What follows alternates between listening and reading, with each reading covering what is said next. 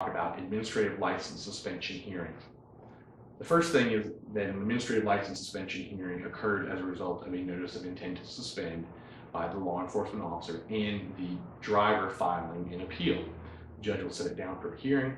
At the hearing, you'll appear in court. The driver or the driver's attorney and the law enforcement officer appear in front of the judge.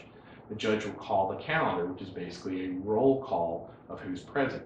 If one party is not present, then generally the other side wins. So for example, if the lawyer's present, but the sheriff's deputy is not present, then the suspension will be dismissed in most cases.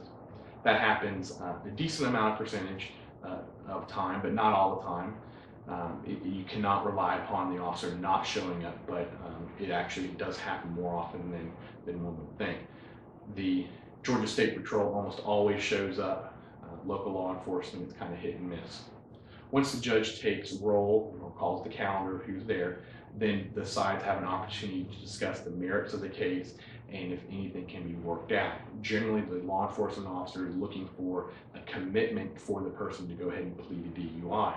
The attorney or the driver is generally looking to see if there's any sort of reckless driving that could be reduced to, that type of thing. During those negotiations, if something can be worked out, usually it's written down on a 1205 withdrawal form, and then the parties are free to leave. If nothing is worked out, then just like in the people's court, the parties will go in front of the judge and make their case. The judge will make a determination of whether law enforcement followed the proper policies and procedures, and also whether they followed the law and the Constitution. The judge generally does not rule from the bench. They usually take a few days and send out an opinion. Sometimes they'll let you know kind of what their thought process is. I would say a large percentage of the time, if it actually gets to a hearing, the law enforcement side does win because the threshold is so low.